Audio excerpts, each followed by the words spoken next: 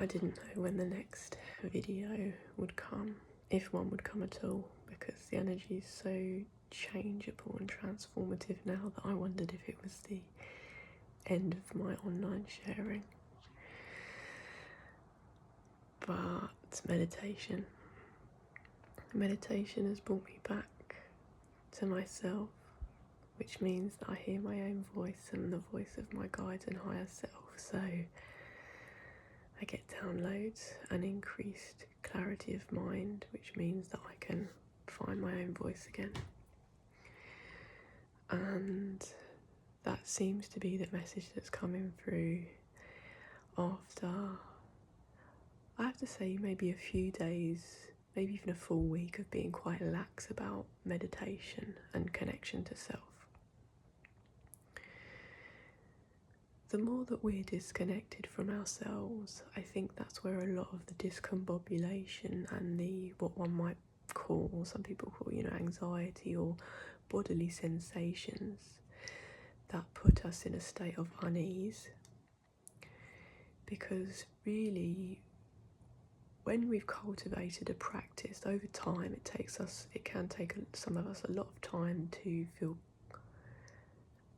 able, and I was about to say comfortable, but the whole idea is that nothing that is of value is always consistently comfortable for us. We have to meet ourselves in uncomfortable moments.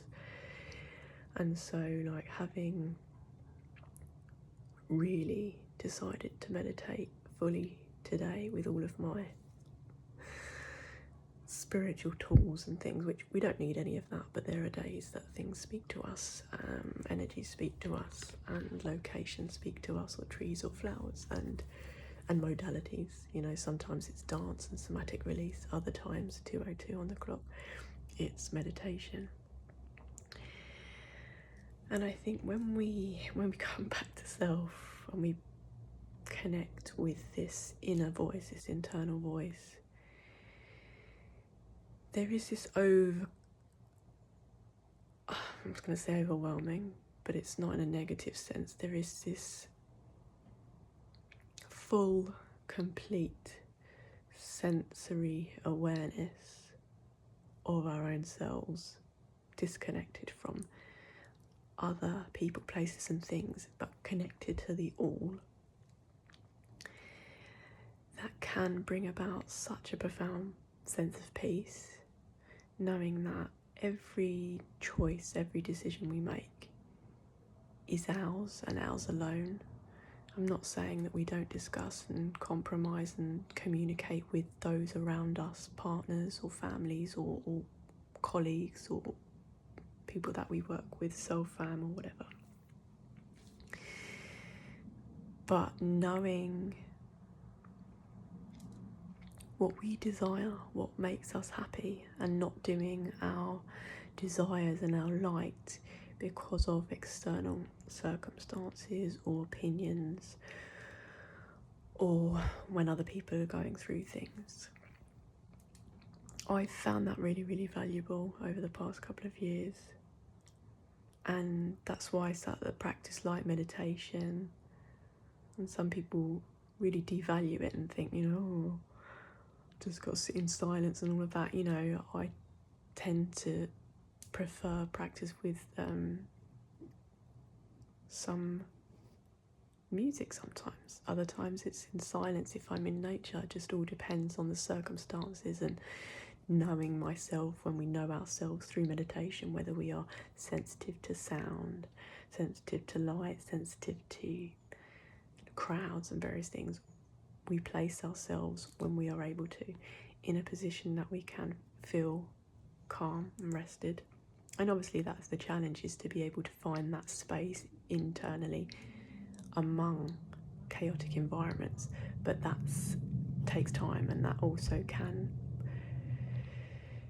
there's a period of, there was a quote or some meme or something that I shared the other day about, a period of isolation between 4 and 6 weeks before we actually come home to ourselves. And so once we've done that isolation period and we reintegrate, however slow or extreme that might be, depending on our needs, our nomadic needs, or needs of other people that might need our support, is that we've taken the time alone to really nurture that internal voice and that connection to self, so that we don't get swayed by anything external, so we can see, whether we call it the truther movement, propaganda, Armageddon's coming, whatever's happening, these times that we're living in right now are mammoth.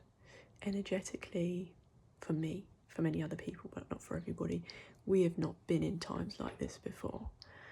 The planet hasn't, nature hasn't. And so in stages of rebirth and transformation and change, being able to anchor ourselves in our own authority, authenticity, self-belief, 606, love, heart, and regulate that reliance. I don't know why reliance came out. Regulate that self-resilience, regulate our emotions, really sets us up for life. It stops us being, one, we seek less. We don't need to know the answers or the outcomes of certain things that are happening right now. However strange and new and uncomfortable that feels, the control and the attachment diminishes. And the noise, we decide to turn off the radio, turn off the television, turn off that person's chit-chat, because we find it unnecessary in order to navigate through the beauty and challenges of the lives that we've created for ourselves. 707, 007. And I think as we all find our own ways, and meditation, mindfulness has been a big part of my rediscovery, my remembrance of self, is that we do all have these missions, and in these moments of silence and isolation, we, if we're so open to believe, do get, voices and messages from other realms, from higher self.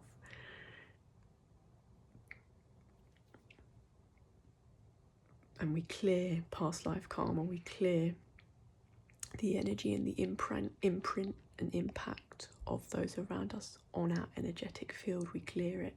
And for me, at the start of the day, that's quite an essential practice, because once those 5, 10, 15, 20 minutes, 30 minutes, an hour, however long, 4 hours, that's if we're in a nice natural location by the water or in a forest, however long we can be still before we interact with the world at large, it just sets us up for the day. It sets the mood. We can start to differentiate between what is ours, what is mine, and what is other, which really, once we start to cultivate, nothing can knock us off our feet. Nothing, no one can tell us who we are. And the assumptions that others make about us, whether they might hurt or not, because when we're a loving being or sensitive, it would be nice if people thought of us as honourable, trustworthy, kind, loving people, but that's just not going to happen. We're not here to win the opinions of others. We're here to win the game of life. And when I say winning, it's not in a competitive way. It's just being better than we were before in ourselves. And after some really chaotic, beautiful weather, which has been quite pleasurable to immerse in and watch, because I've missed tropical elements and rain and storm and thunder and being with vastness of the sky and the sea every day, which was my life for over 4 months in a particular place. And when we travel,